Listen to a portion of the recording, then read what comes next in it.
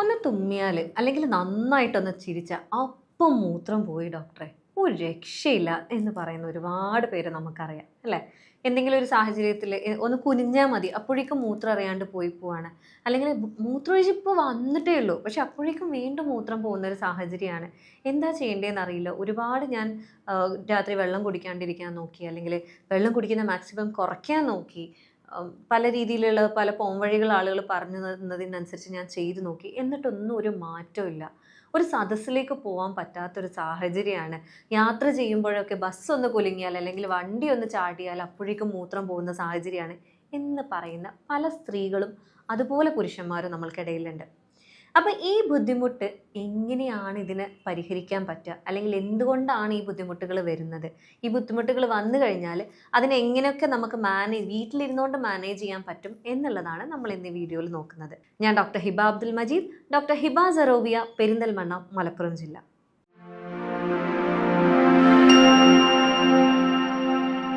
അപ്പോൾ ഈ മൂത്രത്തിൻ്റെ കാര്യം പറഞ്ഞ പോലെ തന്നെയാണ് ചില ആളുകൾ പറയാറുണ്ട്, രാത്രി എന്താണെന്നറിയില്ല ഉറക്കം വരുന്നില്ല, ഉറക്കം വന്നാൽ തന്നെ 2-3 തവണയൊക്കെ മൂത്രമൊഴിക്കേണ്ടി വരിക, അതുപോലെ ആ ഒരു ഉറക്കം ഇല്ലാണ്ടായി പോകുന്നൊരു സാഹചര്യം വരാറുണ്ട് എന്നുള്ളത്. അപ്പോൾ ശരിക്കും രാത്രി നമ്മൾ കിടന്നു കഴിഞ്ഞാൽ എത്ര തവണയാണ് മൂത്രം ഒഴിക്കേണ്ടത് എന്നുള്ളത് പല ആളുകളും വന്ന് ചോദിക്കാറുണ്ട്. അവരോട് പറയാനുള്ള എന്താണെന്ന് വെച്ചാൽ, നിങ്ങൾ രാത്രി ഉറങ്ങുന്നതിൻ്റെ ഇടയിൽ ഒരിക്കലും എന്തായാലും മൂത്രമൊഴിക്കാൻ എണീക്കുന്നത് ഓക്കെയാണ്, അത് ഹെൽത്തിയാണ്. കാരണം നിങ്ങൾ ആ ബ്ലാഡറിനാണെങ്കിലും നിങ്ങൾക്ക് നിങ്ങളുടെ പീസ്ഫുൾ ആയിട്ടുള്ള ഒരു ഉറക്കം കിട്ടാനും അത് നല്ല ഹെൽത്തിയാണ്. പക്ഷേ 2 തവണയിൽ കൂടുതൽ നിങ്ങൾക്ക് ആ ഒരു പ്രശ്നം വരുന്നുണ്ട് എന്നുണ്ടെങ്കിൽ മെഡിക്കലി അതിനെ നമ്മൾ നൊക്ടൂറിയ എന്നാണ് പറയുക. അതായത് ഉറക്കത്തിൻ്റെ ഇടയിൽ വീണ്ടും വീണ്ടും നിങ്ങളുടെ ബോഡി നിങ്ങൾക്ക് സിഗ്നൽ തരികയാണ്, നിങ്ങൾക്ക് മൂത്രമൊഴിക്കാൻ മുട്ടുന്നുണ്ട്, എണീറ്റോ സുഖമായിട്ട് ഉറങ്ങണ്ട എന്നുള്ളത് നമ്മുടെ ബോഡി നമുക്ക് സിഗ്നൽ തരികയാണ്. അപ്പോൾ ഈ നൊക്ടൂറിയ എന്ന് പറയുന്നത് പല സാഹചര്യങ്ങളിൽ പല കാരണങ്ങളാണ് ഉണ്ടാവാറുണ്ട്. സ്ത്രീകളിലാണെങ്കിലും പുരുഷന്മാരിലാണെങ്കിലും ഉണ്ടാവാം, പല കാരണങ്ങളാണ്. ഇപ്പോൾ ഇതിൽ എപ്പോഴാണ് നമ്മൾ ഇതിനെക്കുറിച്ച് കൂടുതൽ വറീഡ് ആവേണ്ടതെന്ന് നോക്കുകയാണെന്നുണ്ടെങ്കിൽ ഡെയിലി ഉണ്ട്. ഇതൊരു 3-4 തവണയിൽ കൂടുതൽ നിങ്ങൾക്ക് ഇപ്പോഴും നിങ്ങൾ ഉറക്കം കോംപ്രമൈസ് ചെയ്യുന്ന രീതിയിൽ ഈ ഒരു മൂത്രം ഒഴിക്കുന്ന ബുദ്ധിമുട്ട് നിങ്ങൾക്ക് വരുന്നുണ്ട് എന്നുണ്ടെങ്കിൽ എന്തായാലും നിങ്ങൾ എന്തുകൊണ്ടാണ് എന്നുള്ളത് അന്വേഷിക്കേണ്ടതുണ്ട്. അപ്പോൾ ഇതിൻ്റെ കാരണങ്ങൾ നോക്കുകയാണെന്നുണ്ടെങ്കിൽ പല കാരണങ്ങളുണ്ട്. ഇപ്പോൾ ഉദാഹരണം പറയുകയാണെന്നുണ്ടെങ്കിൽ നിങ്ങൾക്ക് ഷുഗർ ഉള്ള ഒരാളാണ്, നിങ്ങൾ കേട്ടിട്ടുണ്ടാവും, ഷുഗർ വന്നു കഴിഞ്ഞാൽ ആദ്യം ഫസ്റ്റ് ചേഞ്ച് എനിക്ക് ഫീൽ ചെയ്തത് രാത്രി മൂത്രമൊഴിക്കുന്നതിൻ്റെ അല്ലെങ്കിൽ ഉറക്കത്തിൻ്റെ ഇടയിൽ 2-3 തവണ എൻ്റെ ഉറക്കം കോംപ്രമൈസ് ചെയ്യുന്ന രീതിയിൽ മൂത്രമൊഴിക്കേണ്ടി വന്നു എന്ന് പറയുന്നത് പലപ്പോഴും ആദ്യം തന്നെ നമ്മൾ കാണുന്നൊരു സിംറ്റമാണ്. അതേപോലെ തന്നെയാണ് നിങ്ങൾക്ക് എന്തെങ്കിലും സ്ട്രെസ്സ് ഭയങ്കരമായിട്ടുള്ള ഒരാളാണെന്നുണ്ടെങ്കിൽ പലപ്പോഴും ഈ ഒരു അവസ്ഥ അവരിൽ കണ്ടിട്ടുണ്ട്.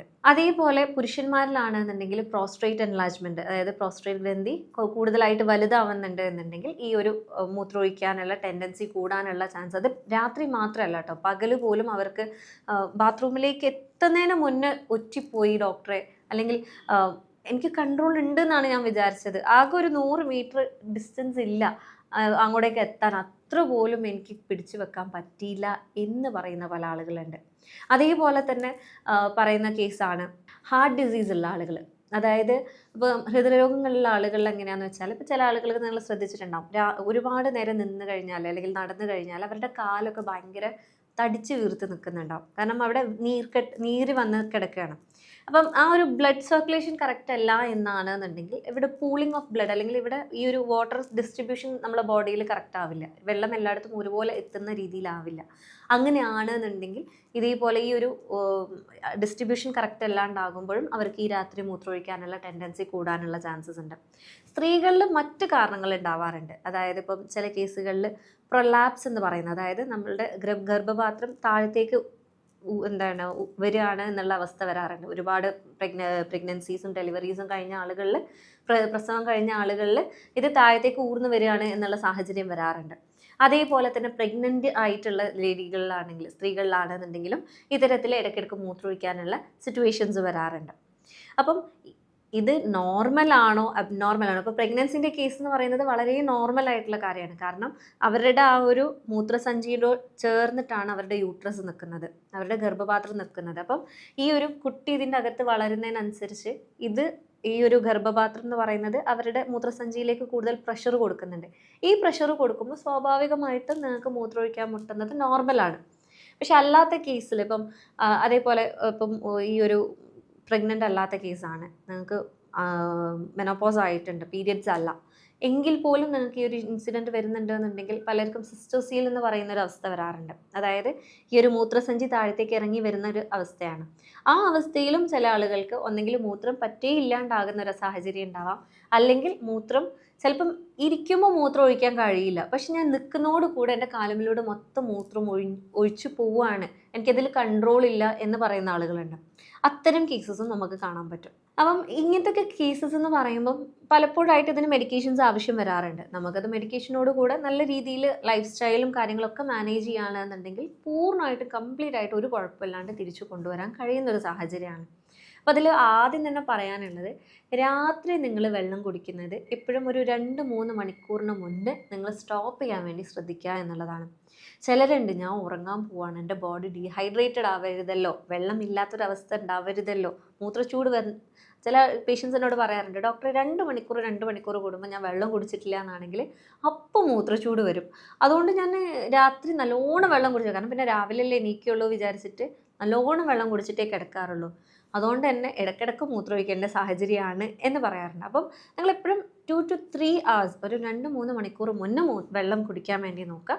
പിന്നെ നിങ്ങൾ ദാഹിക്കുന്നതിന് വേണ്ടി മാത്രം, അത് ഒരു മുറുക്ക് അല്ലെങ്കിൽ ഒരു കവിള് മാത്രം നിങ്ങൾ വെള്ളം കുടിക്കുന്നുണ്ട്, നിങ്ങൾ ആ ഒരു ദാഹശമനത്തിന് വേണ്ടി മാത്രം നിങ്ങൾ വെള്ളം കുടിക്കുന്നുണ്ട്, നിങ്ങളുടെ വായുടെ ആ ഒരു ഡ്രൈനെസ് മാറ്റാൻ വേണ്ടിയിട്ട് കുടിക്കുന്നുണ്ട് എന്ന് മാത്രം നിങ്ങൾ ശ്രദ്ധിക്കാം.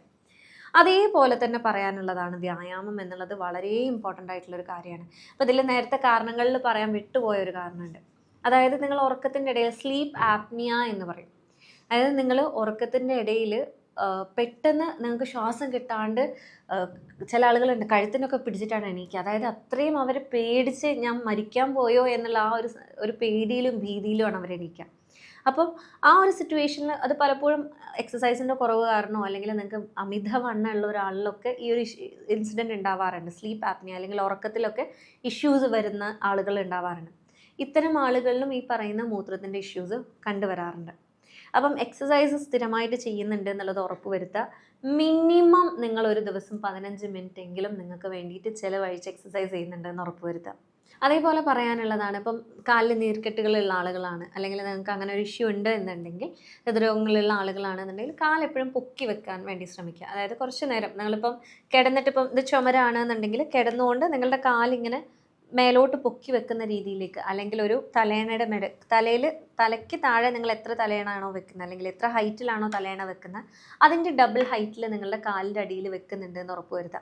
ഇങ്ങനെ ആകുമ്പോൾ എന്താണെന്ന് വെച്ചാൽ ഈ ഒരു ഭാഗത്തേക്കുള്ള ഡിസ്ട്രിബ്യൂഷൻ, അതായത് ഈ ഒരു ഭാഗത്തേക്കുള്ള രക്തയോട്ടം കറക്റ്റായിട്ട്, അല്ലെങ്കിൽ ഇവിടെ ഒരുപാട് കെട്ടിക്കിടക്കുന്നത് ഇല്ലാണ്ടാക്കി തിരിച്ച് ബോഡിയിലേക്ക്, അത് ഹാർട്ടിലേക്ക് അത് കൊണ്ടുപോകാൻ നന്നായിട്ട് ഹെൽപ്പ് ചെയ്യുമെന്നുള്ളതാണ്.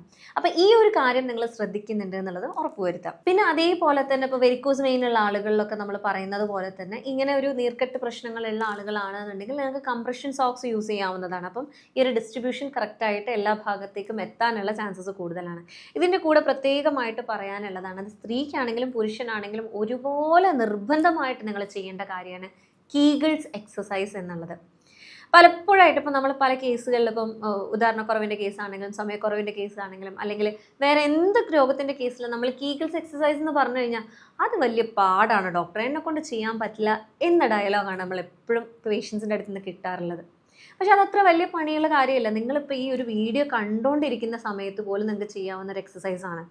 അതായത് ഇപ്പം നിങ്ങൾ മൂത്രം ഒഴിക്കുന്ന ടൈമിൽ അല്ലെങ്കിൽ നിങ്ങൾ വെറുതെ ഇരിക്കുകയാണെന്നുണ്ടെങ്കിൽ നിങ്ങളുടെ ആ ഒരു പെൽവിക് ഏരിയയിലേക്കുള്ള ആ ഒരു ഇടുപ്പ് ഏരിയയിലേക്കുള്ള മസിൽസിനെ നിങ്ങളൊന്ന് ശ്രദ്ധ കൊടുത്തു നോക്കുക.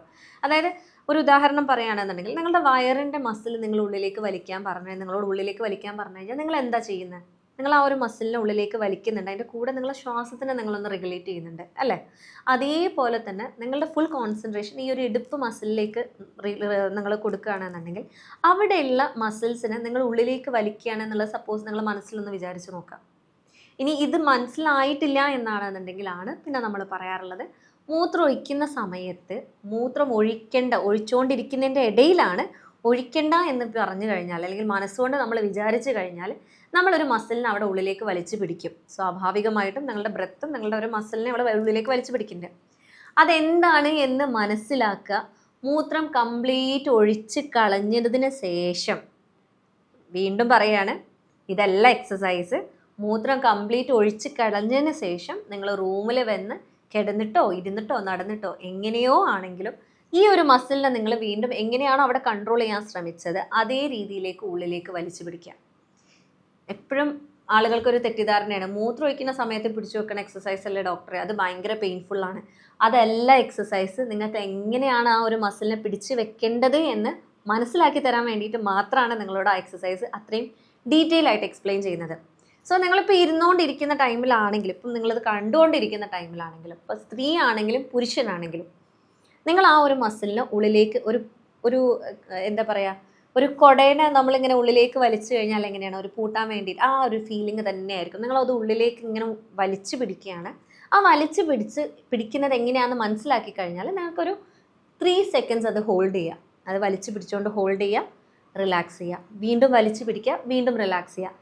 ഇത്തരത്തിൽ നിങ്ങൾക്ക് കണ്ടിന്യൂസ് ആയിട്ടൊരു 30 തവണ, അതായത് 10 തവണ ചെയ്യുക, റെസ്റ്റ് എടുക്കുക, വീണ്ടും 10 തവണ ചെയ്യുക, വീണ്ടും റെസ്റ്റ് എടുക്കുക, വീണ്ടും 10 തവണ, ഇങ്ങനെ 3 സെറ്റായിട്ട് 10 റിപ്പീറ്റ്സ് 3 സെറ്റായിട്ട് നിങ്ങൾ ചെയ്യുന്നുണ്ടെന്ന് ഉറപ്പുവരുത്തുക.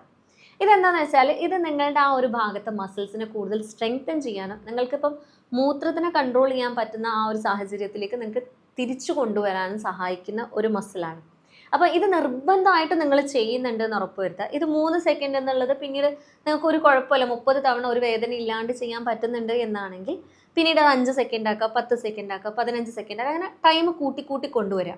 ഇതിൽ പ്രത്യേകം പറയാനുള്ളത്, ആദ്യമായിട്ടാണ് ചെയ്യുന്നതെങ്കിൽ ഇത് ഭയങ്കര എളുപ്പമാണല്ലോ, ഇത്ര പണിയൊന്നും ഇല്ലല്ലോ, ഞാൻ നല്ല ടൈം കൂട്ടി ചെയ്യട്ടെ എന്ന് വിചാരിച്ച് കഴിഞ്ഞാൽ ആദ്യമായിട്ട് ജിമ്മിൽ കയറിയിട്ട് ആവേശം കാണിച്ച് വർക്കൗട്ട് ചെയ്ത് കഴിയുമ്പോൾ നിങ്ങൾക്ക് ഉണ്ടാകുന്ന ആ ഒരു പെയിൻ ഉണ്ടല്ലോ പിറ്റത്തെ ദിവസം, അതേ അവസ്ഥ ഇവിടെ വരും. അപ്പോൾ മൂത്രം ഒഴിക്കാൻ പോലും ഭയങ്കര ബുദ്ധിമുട്ടാവുന്ന ഒരു അവസ്ഥയിലേക്ക് നിങ്ങൾ പോകും. അപ്പോൾ അത് നിർബന്ധമായിട്ട് ശ്രദ്ധിക്കുക. പതിയെ തുടങ്ങുക, ടൈം കുറച്ച് കൂട്ടി കൊണ്ടുവരാം.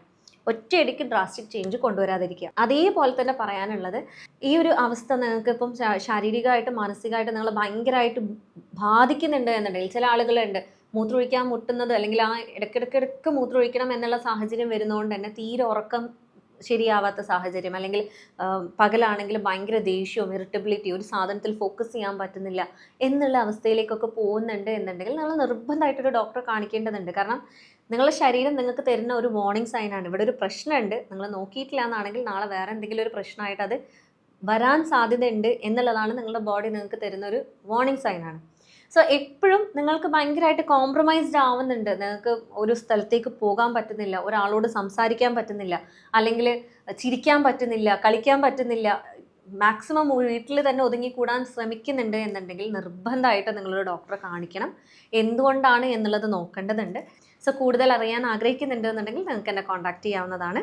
ഞാൻ ഡോക്ടർ ഹിബ അബ്ദുൽ മജീദ്, ഡോക്ടർ ഹിബ സറോവിയ, പെരിന്തൽമണ്ണ, മലപ്പുറം ജില്ല.